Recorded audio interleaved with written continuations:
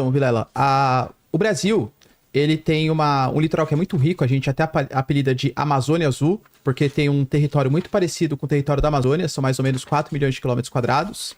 Tem uma biodiversidade gigantesca e grande quantidade de recursos naturais. Quando a gente pega na América do Sul, você percebe que a Venezuela tem petróleo, que a Guiana tem petróleo, que o Suriname tem petróleo, são todos países vizinhos. E quando você vai chegando, chega ali na região do Amapá, no Nordeste brasileiro. Então o Brasil começou a fazer prospecções, começou a fazer pesquisa, aliás, identificou que existia um potencial de uma enorme reserva, que é a tal da margem equatorial. Só que para realizar as pesquisas precisava de autorização do Ministério do Meio Ambiente, do IBAMA, e demorou para ter essa autorização, né? Alegando os riscos ambientais, de possível vazamento. Então a gente tem esse embate hoje. A margem equatorial, se de fato forem comprovadas as reservas, ela pode quase que dobrar a capacidade de produção de petróleo do Brasil. As estimativas indicam que o Brasil pode se tornar o quarto maior produtor de petróleo do mundo, só sendo superado pelos Estados Unidos, pela Rússia e pela Arábia Saudita. E claro que pode trazer riquezas importantes. Claro. Porque assim, a gente fala, mas o mundo está passando por uma transição energética. Mas não é bem assim também, não é bem né? assim, né? Teve um recuo, né? Exatamente. E mesmo que esteja essa transição, não dá pra falar de hoje a transição já acontecer. O petróleo é utilizado para plásticos, borrachas, combustíveis e por aí vai. Mas os ambientalistas alegam que, por mais que não esteja na foz do Rio Amazonas, ele está mais ou menos ali a uns 500, 400 quilômetros da foz do Rio Amazonas, um possível acidente com essa exploração de petróleo poderia impactar numa área do Brasil que conta com mais ou menos 80% dos nossos manguezais. E os mangues, eles são super importantes para a reprodução das espécies marinhas. Então, qual que é a crítica dos ambientalistas? Mesmo estando muito longe, um eventual acidente, mesmo que a Petrobras não tenha um histórico de acidentes, um eventual acidente poderia comprometer a parte ambiental. Além do que, do ponto de vista geopolítico, o Brasil, por exemplo, está liderando uma COP30 agora. Essa COP30, o Brasil vai falar de transição energética, financiamento de países ricos para mudanças nos países subdesenvolvidos, ao mesmo tempo que a gente explora a margem equatorial. Então isso poderia abrir um contexto até um pouco hipócrita, exatamente, do Brasil, né? Que tenta liderar uma transição energética, mas explora a margem equatorial. Tanto que eu, sinceramente, achei, Vilela, que a liberação do IBAMA ela ia acontecer, mas ela ia acontecer depois que acontecesse a COP30, né? Pra não, o timing aí foi... Pra não ter uma saia justa com o Brasil. Mas acabou tendo essa liberação. Seja bem-vindo, Sérgio Sacani. Tudo bom? Opa, estão me ouvindo bem? Sim. Claríssimo. Beleza, prazerzão falar aí com vocês aí, grande Marcílio aí, tudo bom, cara? Saudade. Fala aí, Sacani, saudade. Tá a Fernanda aqui também. Prazer, Sacani. Prazerzão, Vilela, e aí, beleza? Beleza. E aí, explica pra gente, a gente não tem direito de ganhar um dinheirinho também? Só os outros? Não, temos que explorar sim, não, vai explorar, né? Vocês estavam falando da data aí, o problema da data é o seguinte, né? O que vai acontecer agora é que nós vamos fazer um poço exploratório só, tá? É um primeiro poço. Toda vez que se descobre uma reserva de petróleo, você tem que fazer um poço exploratório para você poder calcular ali a vazão, um monte de coisa. Tem um problema seríssimo no mundo que os navios que fazem esse poço aí, primeiro que são pouquíssimos, e segundo que eles têm uma agenda extremamente ocupada. Então, assim, por que tinha que sair agora? Eu vi que vocês estavam falando aí, né? Saiu antes da COP30 e tal. Porque você não sai agora? O navio que vai fazer a perfuração lá, ele está parado lá já faz um bom tempo. Ele já foi reservado e ele já estava lá, o navio sonda que a gente chama. Tipo, ou era agora, ou ele ia embora, e a gente só ia poder ter esse navio aqui de volta, sei lá, daqui uns 5 anos, entendeu? Então tem essa problema dessa logística na perfuração de poço exploratório, ela depende de um navio muito específico e que tem uma agenda extremamente requisitada pelo mundo todo, tá? Então é por isso que saiu agora, e ainda bem que saiu, porque se não saísse agora, a gente ia demorar. Todo o problema aí, né, para explicar para o pessoal, é o seguinte, né? Por que tinha que ser agora também? Daqui a uns 2 anos, mais ou menos, começa a depleção do pré-sal. Então, para quem não sabe, hoje, cerca de 80% do petróleo que a gente consome no Brasil, ele vem do pré-sal. Toda reserva de petróleo acontece o seguinte, você descobre ela e começa a produzir, aí ela vai aumentando a produção, chega um momento que ela chega no máximo dela, depois começa a cair é o que a gente chama de depleção. O pré-sal, a curva de depleção dele começa agora em 2027. Então, se a gente não começar a produzir a margem equatorial, nós vamos ter um gap de produção gigantesco.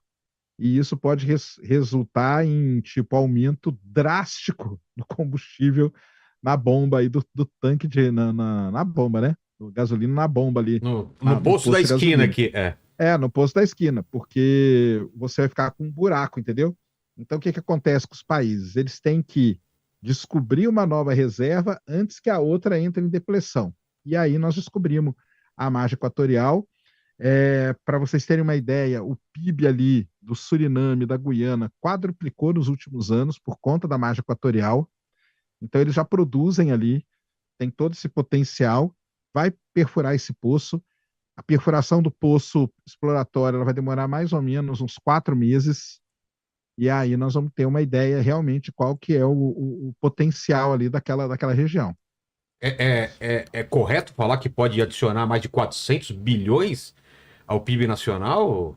Pode sim.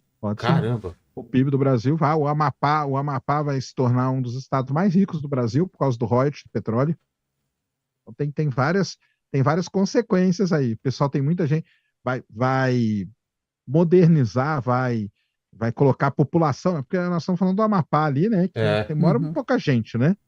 Então, aquela região toda ali, todo lugar que tem petróleo acaba gerando uma série de empregos indiretos. Porque o que acontece?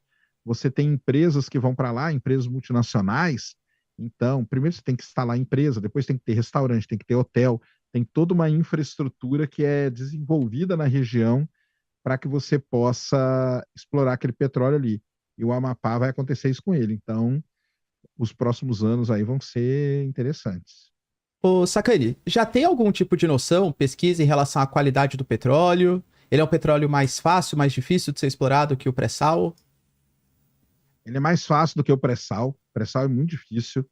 Ele é bem mais fácil que o pré-sal. A qualidade dele é boa, tá?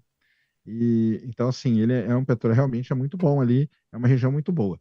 Todo o drama aí que rolou, né, com o negócio do IBAMA, lembrando que isso aí demoraram anos, viu, pessoal? Foram anos e anos de briga que a Petrobras está com o IBAMA por conta dessa licença aí ambiental. Na verdade, por que o navio está lá? Porque o IBAMA tinha liberado a licença há uns 2 meses atrás. E aí depois travou a licença de novo.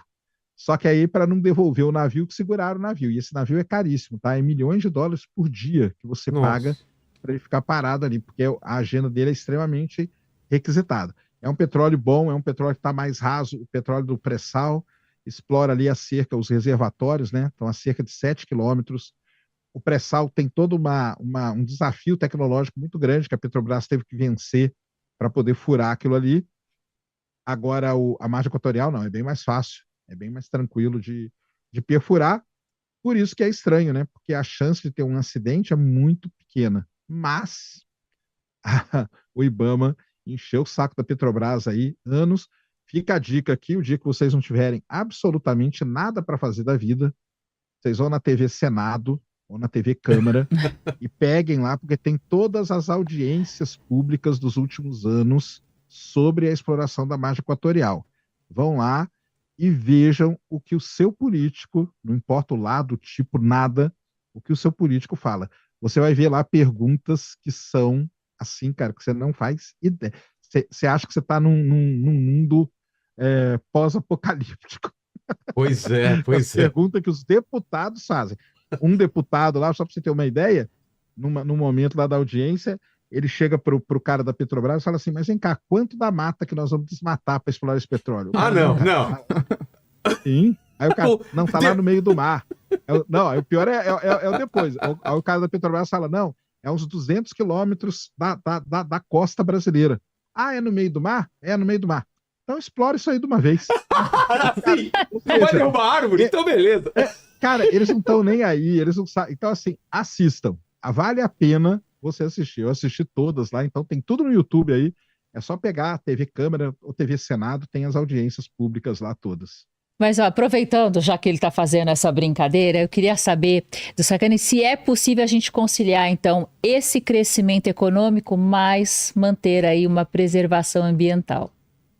Qual o Então, mas a impacto, né, real? Petrobras Não, assim, não tem impacto nenhum, tá, pessoal? Ah, é? Assim, não tem impacto. Então A por que Petrobras, ela vai ficaram fazer... então enrolando? por que porque que foi ficaram tanta enrolando. essa Então, da demora? onde que veio? Ah. Então, vamos lá, da onde que veio toda a confusão? A confusão é a seguinte: se por acaso, enquanto a Petrobras estiver furando um poço, der algum problema e esse poço explodir alguma coisa, se isso acontecer, óbvio que existe o risco? Óbvio que existe. Se isso acontecer, existe uma pequena possibilidade do óleo sair dali e ir em direção à foz do Rio Amazonas. A grande bronca deles tem a parte do manguezal aí que o Marcílio falou, mas ali também tem muito coral, né, essa coisa toda, e o pessoal tem medo do petróleo ali. Então, a única bronca deles é isso. O que a Petrobras já fez? Vamos falar aqui. A Petrobras, ela tem um plano perfeito para o que acontecer. Eles apresentam tudo nessas audiências, mas eles conseguem chegar na plataforma rapidamente e retirar as pessoas. A Petrobras explora no meio da Amazônia petróleo, tá? Para quem não sabe, tem o campo do Rio Urucu, Huc-Luc, que a gente chama, Rio Urucu e leste do Rio Urucu. A Petrobras construiu um gigantesco zoológico lá para preservar a fauna daquela região. Isso ela já construiu ali no Oiapoque, tá? O Oiapoque vai ser o ponto ali do, do, da onde eles vão sair, né, para fazer todas as operações. E o Cabo do Orange também, são os dois lugares ali no Amapá que eles vão usar, é o Cabo do Orange e o Oiapoque. Então eles já construíram ali todas as instalações para preservação da fauna, para fazer pesquisa também com a fauna dali, manguezal, coral e tudo mais. Toda a parte de atendimento, eles estão levando para lá todo o que eles têm de mais moderno hoje para contenção de vazamento de petróleo. Então, assim, lembrando, né? Isso é se acontecer um acidente, coisa que um acidente desse tipo com a Petrobras não acontece há muitos e muitos anos, tá? Lembrando que a Petrobras ela é líder mundial em perfuração de poço em água profunda, é a maior tecnologia do mundo é da Petrobras, ela é premiada no mundo inteiro. Então, o que é estranho dessa confusão toda é que você vê um órgão do governo, que é o IBAMA, batendo num outro órgão do governo, que é a Petrobras, entendeu? E Pois eles é. se degladiando ali, porque é o IBAMA duvidando da excelência que a Petrobras tem na perfuração de poço de petróleo em água profunda. Então, assim, não tem muito. Assim, obviamente que tem risco. Há risco de explodir um poço? Tem, mas não acontece há muitos anos. Então, assim, não vai acontecer nada. Se o poço furar e não explodir, o petróleo é produzido sem fazer nenhum problema. Não causa problema nenhum, absolutamente nenhum. Pô, Tá? foi por causa de um C, então? O problema é esse. Aí o que o Assim, IBAMA se faz? minha mãe, O se minha mãe IBAMA, fosse, ele... se minha mãe fosse homem, eu não tinha nascido também. Então, é mais ou É, menos isso. é. O IBAMA, o que ele faz? Ele fez um questionário, a Petrobras respondeu esse questionário várias vezes até, só que tinha perguntas ali que eles não aceitavam e tal. No final das contas, tá? O que estava rolando ali era uma briga política. Isso é que estava acontecendo. O Lula interviu, né, em todo esse processo aí, durante vários momentos teve a intervenção do Lula. Ele chegou a trocar o presidente da Petrobras, ele acho que mexeu no IBAMA também, para tentar resolver isso, porque, obviamente, que ele quer que produza, né, que ele quer que produza esse petróleo, porque não tem como, né, cara? A gente não pode deixar isso aí escapar. Então, ele interviu e uma coisa, né? Em todos os discursos que ele fazia publicamente, em vários lugares, ele sempre era perguntado sobre isso e ele sempre falou: nós vamos fazer, nós vamos produzir a margem equatorial e tal, não sei o quê. Então, ele teve que intervir porque os dois estavam brigando e muito claramente era uma briga política que estava acontecendo ali, nos dois órgãos, e aí, com a intervenção do Lula, resolveram a parada. Ô, Sacani, só um comentário até complementando. Quando você observa a dinâmica das correntes marítimas, a que passa por ali é a corrente das Guianas. E a corrente das Guianas, a tendência é que nem leve para o litoral da Amazônia, né? A tendência é que a corrente das Guianas, ela vai em direção ali à região do Caribe e tal. Cari, exatamente. A gente tem, né? A gente vê, eu já vi as simulações de fluxo que foram feitas, e na verdade a maior parte do óleo vai para o Caribe. Ele não vai para ali para a foz do Rio Amazonas. Então, mesmo que aconteça algum problema, esse petróleo vai para longe também, tá? Uma coisa que não vai acontecer também. A Pois Petrobras é. ela não vai perder um poço ali, tá? Pois é. Então Sacani, Sacani, sobre esse assunto, você quer comentar mais uma coisa? Senão eu estou eu quero saber sobre Vamos falar. Vamos falar. Eu só queria que você bloqueasse aqui, por favor, alguém que tá falando que o Vilela ajudou a juntar o pré-sal. Estão me chamando de velho aqui. O Márcio Gonçalves, bloqueia esse cara. Vilela ajudou a juntar o pré-sal. Pode bloquear aí. E o Sacani tá rindo, cara. Olha só. Por que será? O que será que ele quis dizer com essa risada? É que você não sabe. O pessoal me chama de velho e ficam falando essas coisas. Ah, é nada. Mas Sacani, eu baseado... Mas só para terminar essa parte tá. aí, então, vai perfurar. Então, segundo aí as informações que a gente tem, o navio já está lá, como eu falei. O IBAMA aceitou tudo direitinho. E a perfuração, só lembrando, tá, pessoal? Deixar bem claro, não vai começar a produzir agora. Os próximos passos vai furar um poço, que a gente chama de poço exploratório. Tá. Aí você coloca ele para fazer um teste, a gente chama teste de longa duração. E aí, com esse teste de longa duração, você confirma que ali tem petróleo, primeiro, obviamente. Depois, que aquele petróleo ali ele é economicamente viável. E aí, com tudo isso, você vai montar um plano, uma estratégia de produção. Isso vai acontecer depois. Mas então vai começar a perfuração agora. A perfuração deve demorar uns 4 meses. E aí nós vamos acompanhando aí. Então, fiquem acompanhando para a gente poder ter. Eu estou vendo o pessoal falar aqui do negócio da Petrobras, né? A gente tem que separar, pessoal, duas coisas da Petrobras, tá? Uma coisa é o corpo técnico da Petrobras, tá? Que são pessoas, assim, de altíssimo nível que tem lá dentro, entendeu? Os geólogos, os engenheiros de petróleo, geofísicos e tudo mais.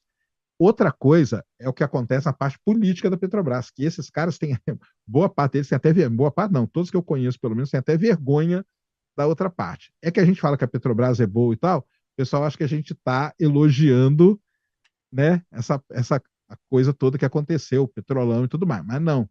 Lembra que tem duas partes, tá? Tem o corpo técnico da Petrobras, que nós estamos falando aqui, os engenheiros de petróleo, engenheiros de perfuração e tudo. A outra área é uma outra área aí que tem problema, tem mesmo, mas o pessoal lá tem vergonha até disso aí, beleza? Mas então acompanhe. É muito importante vocês acompanharem isso, tá? É muitíssimo importante acompanhar tudo isso, porque boa parte tá aí. E só para encerrar mesmo essa parte aí, fiquem de olho, porque existe um negócio, quando países, né, o Marcelo falou aí que o Brasil ia virar o quarto maior produtor do mundo. Isso tem um problema seríssimo. No mundo do petróleo, a gente dá um nome para isso. A gente chama de maldição do petróleo. Então, por exemplo, a Venezuela é o melhor exemplo do país que sofre a maldição do petróleo. Entendeu? E cidades também. Por exemplo, Macaé era para ser uma das cidades mais bonitas do mundo, quiçá, e quem já foi em Macaé sabe como que é, né? Então, fiquem de olho.